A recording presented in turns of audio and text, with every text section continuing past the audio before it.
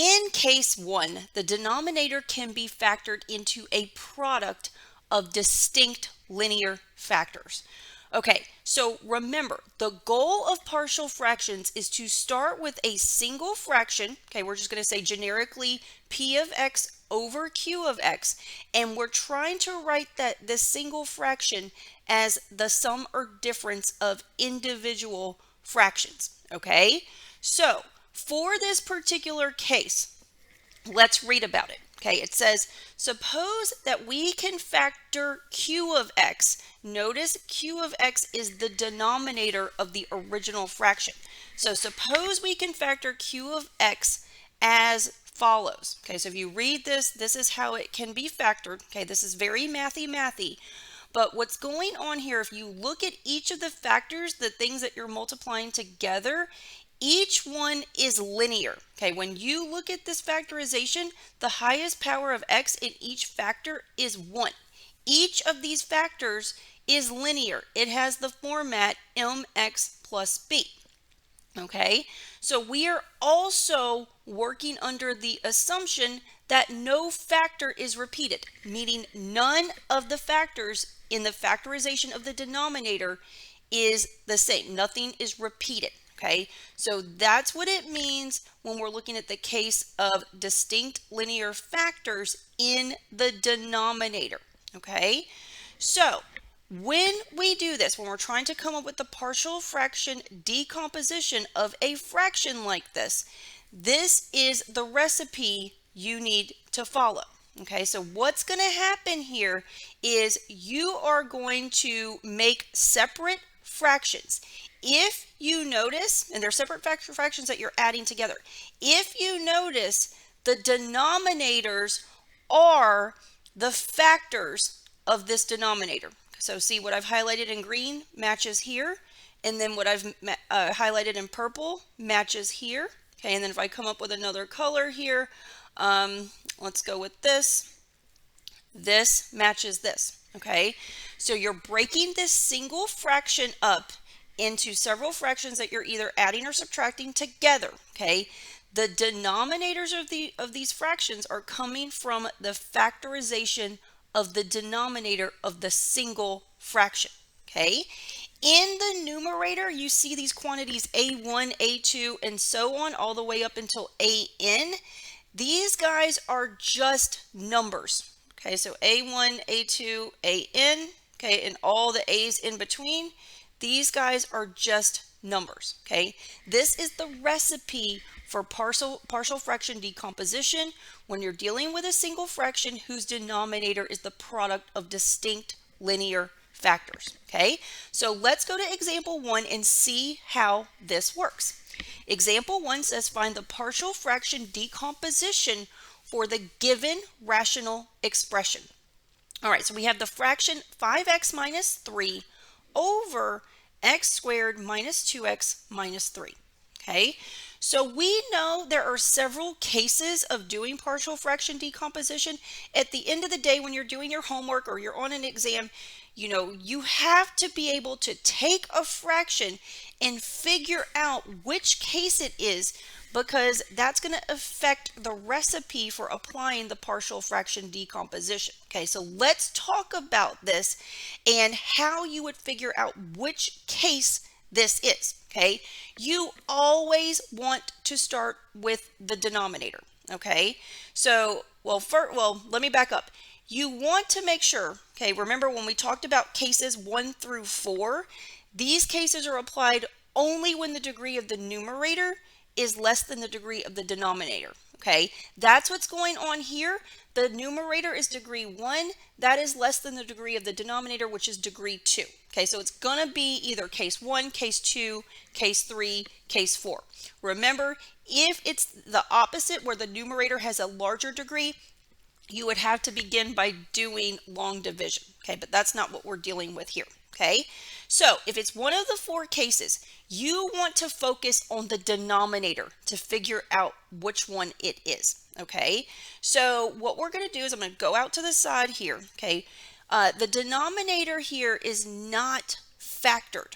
Okay, so we're going to have to factor it. Okay, so I'm going to take 2x squared minus 2x minus 3, and I'm going to factor this guy. Okay, if you're not good with your factoring techniques, then just do trial and error. These factors shouldn't be bad. You should be able to just figure it out if you're not good with factoring techniques. Okay, the specific technique that you would use on x squared minus 2x minus 3, you'd be looking for two numbers that multiply to be the constant -3, and they add up to the number in front of x, which is -2, and the two numbers that do that are -3 and +1. If I do -3 times +1, I'm going to get -3, and then if I do -3 plus 1, I'm going to get -2. Okay, so this quantity is going to factor into, we're just going to use these numbers. This is going to be x minus 3 times x plus 1. Okay, and you can check yourself. You should before you move on. If I FOIL this out, I'm going to get x squared and then plus x and then minus 3x. Those guys combine to give you the -2x in the middle. And then if we multiply the last terms, we're going to get -3. So we are correct. Okay, so this is how the denominator factors. Okay, I'm going to move this information up top so I can have more room to write. All right, so we know how the denominator factors. If you look at this factorization, both factors, x minus 3 and x plus 1, they are linear. The highest power of x in each one is 1. Furthermore, they are distinct. Okay, there are no repeated factors. I see x minus 3 once in the factorization. I see x plus 1 once in the factorization. So this tells us that we're dealing with case 1, where the denominator of the original fraction is a product of distinct linear factors. Okay, so again, our goal is to write this original fraction as separate fractions that we're adding or subtracting. Okay, so we just have to figure out what those separate fractions are.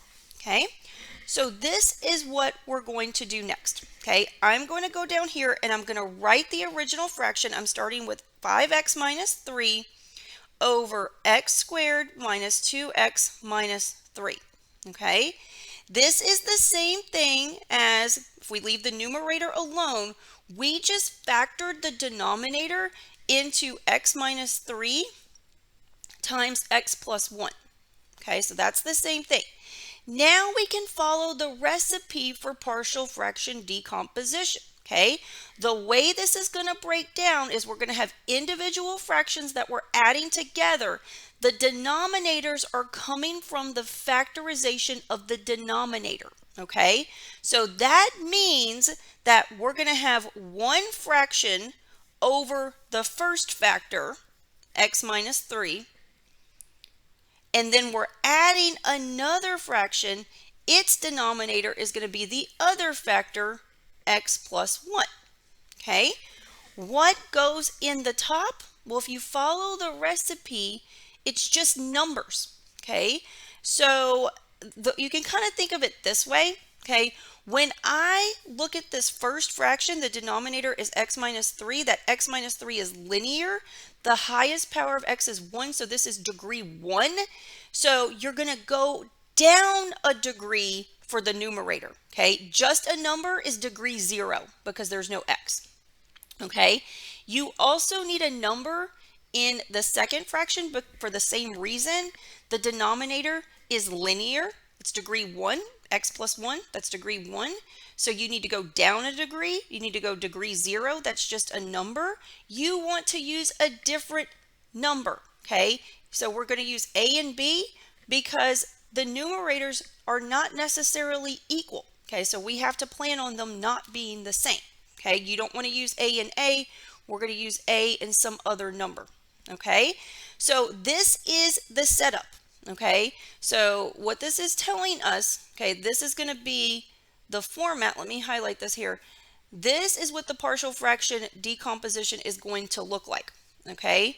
We're going to be able to break down this original fraction, 5x minus 3 over x squared minus 2x minus 3, into two fractions like this.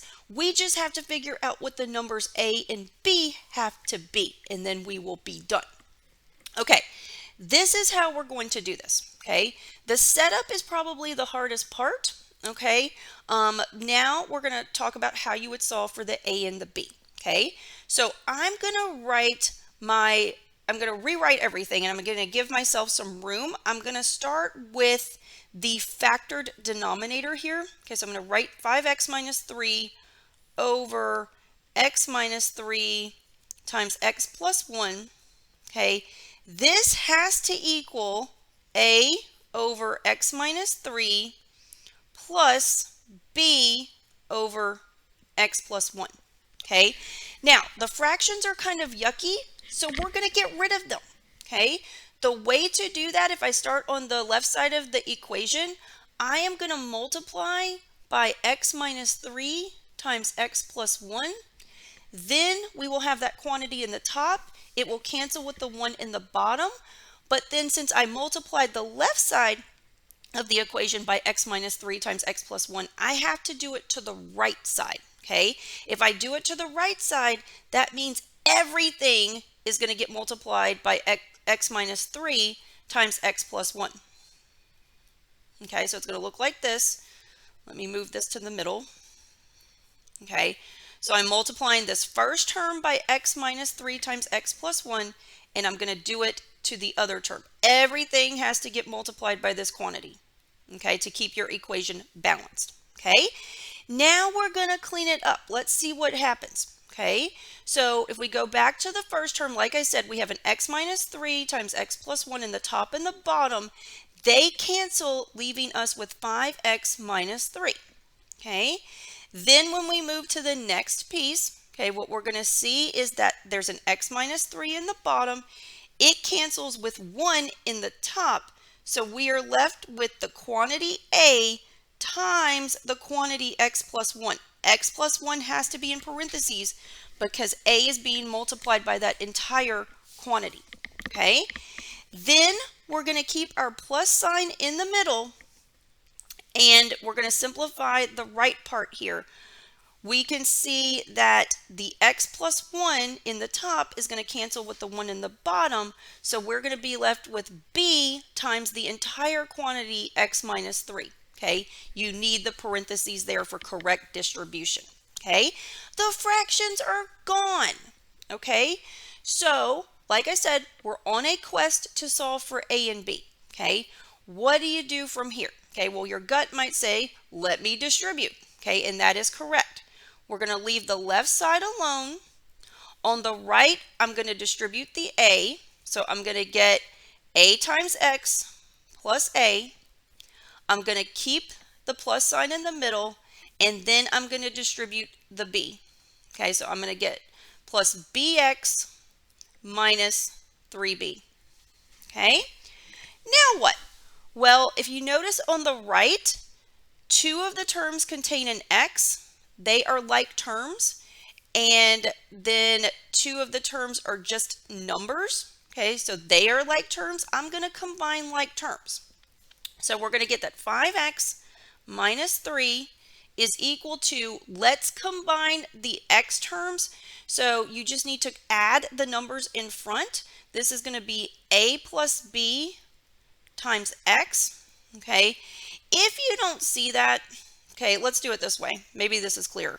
Let's rearrange it so the x terms are together. So I'm going to put ax plus bx plus a minus 3b. Okay, I'm just rearranging it so the x terms are by each other, and then the numbers are by each other. Okay, and then in the next step, I can say, hey, both of these guys contain an x, so I can factor out an x, and I'm going to do it on the right just so it's clearer. Okay, this is good. If I factor out the x, I'm going to be left with a plus b. Okay, if you FOIL it back out, this is going to be ax plus bx. Okay, and then the other part, the other 2 terms are just a number.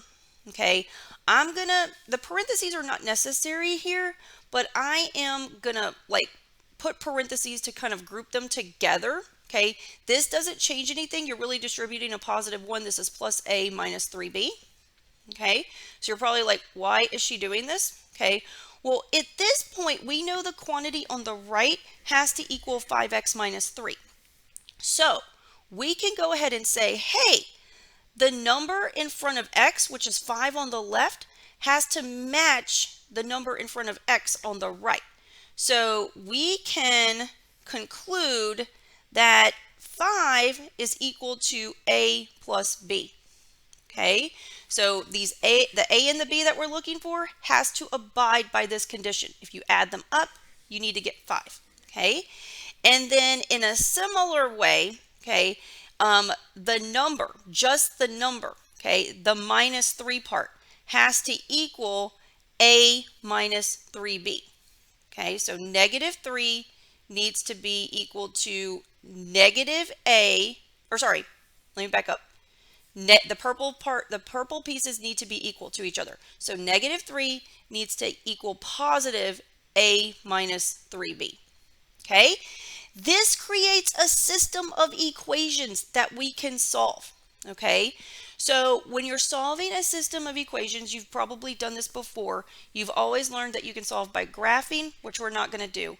But two viable solutions for us, the methods would be substitution or elimination. Okay, that's how we're going to solve, because we have two equations and two unknowns. Okay, I'll go ahead and I'll do elimination. Okay, I'm going to choose this method. Okay, the way elimination works is that you're going to want to adjust your coefficients in one of the equations to get something to cancel. So if you notice, I've got a positive a and a positive a. It would be great if one of those a's were negative, okay, so that they would cancel. A positive a would cancel with a negative a, okay? So I am going to adjust the coefficients by multiplying this entire equation by negative 1, okay? So I'm going to keep the first equation the same, and then I'm going to multiply every part of the second equation by negative 1. Okay, so negative 1 times negative 3 is positive 3. Negative 1 times a is negative a. Negative 1 times negative 3b is going to be a positive 3b. And now if I add the equations, the a's are going to cancel. I get a minus a, that goes away. 5 plus 3 gives me 8. And then b plus 3b is going to give me 4b. And now I'm going to be able to solve for b. Okay, all I have to do is divide off the 4. This tells me that b is equal to 2. Okay, so that's the first coefficient that we're looking for. We still have to get a. Okay, so to get a, we just need to go back to one of these equations, either 5 equals a plus b, or negative 3 is equal to a minus 3b, and plug in the fact that b is equal to 2. Okay, so I'll go do this over here where I have some room. I think that 5 equals a plus b is simpler, but you could definitely use the other equation. Okay, so I'm going to come over here. I'll put it in green as well. 5 has to equal a plus b. We just said that b has to be 2. So this is going to be 5 equals a plus 2. We can solve for a by subtracting off the 2. A is equal to 3. Okay, so this is your other coefficient that you're looking for. Okay, so now we're not done. Okay, we're trying to form the partial fraction decomposition. Okay, remember what I have in the yellow box. This is what we're trying to come up with, these individual fractions that we add together to get the original fraction. Okay, we now know that a is equal to 2, or is it 3? Hang on. Oh yeah, a is equal to 3. Okay, so a is equal to 3, and b is equal to 2. Okay, so we can go ahead and write down our answer. Okay, remember, if you look at the original fraction, 5x minus 3 over x squared minus 2x minus 3, we know how to break this down now. Okay, it's going to be a, which is 3, over x minus 3, I'm just following the yellow box here, plus b, which is 2, over x plus 1. This is the answer, okay? We have taken the original fraction and broken it up into two simpler fractions that we have to add up that will give us the original fraction, okay? The great thing about partial fraction decomposition is you can check yourself, okay? Whatever I got as the answer in the red box, I can add these fractions and make sure I get the original fraction. So let's check ourselves. Okay, so I'm going to go to the next page. So here, to check myself, I'm going to take what's in the red box. So 3 over x minus 3 plus 2 over x plus 1. I'm going to add these guys, put them together in one fraction, and see if I get what I started with, okay? We need a common denominator, so I'm just going to multiply the fractions, I'm going to multiply the denominators together. This is going to be x minus 3 times x plus 1. So now we need to adjust the numerators, okay? So if I go to the first fraction, 3 over x minus 3, I compare the denominators. I'm missing the x plus 1. Okay, so that means I've got to multiply the top by x plus 1. Okay, remember why we do this, because x plus 1 over x plus 1 is really 1. We're multiplying by 1. We're not changing the original fraction. Okay, so if we multiply across the denominators, we have the correct denominator. The numerator is going to turn into 3 times the quantity x plus 1. We're going to keep the plus sign in the middle. And now we need to adjust the other fraction, compare the denominators. We have the x plus 1 part, we're missing the x minus 3, so we need to multiply it by it in the denominator. We need to do this to the numerator, okay, because x minus 3 over x minus 3 is 1. We're not changing the original expression here, okay? So if you multiply across the bottom, we have the correct denominator. If we multiply across the top, we're going to be adding 2 times the quantity x minus 3. Okay, so we're into one fraction, but we just need to simplify the numerator. So I'm going to keep the denominator for now. Okay, I'm going to distribute in the numerator. We're going to get 3x plus 3 plus 2x minus 6. Okay, and actually I'm going to go ahead and FOIL out the denominator, because I believe in the original expression the denominator was multiplied out. So if I FOIL here, I'm going to get x squared plus x minus 3x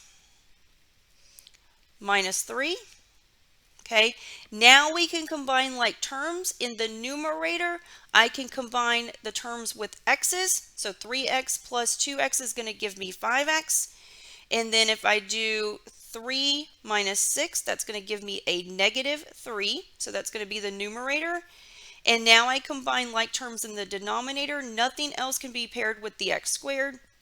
I can combine the x minus 3x. Those guys will combine into minus 2x. And then we have the minus 3. And if you look at this quantity, okay, this is the original fraction that we started with. Okay, 5x minus 3. If you go back over here and look under example 1, 5x minus 3 over x squared minus 2x minus 3. They are the same. Okay, so we are correct. These, if you look in the box, this red box, these are the two fractions you need to add together to get the original fraction. So we have performed the partial fraction decomposition.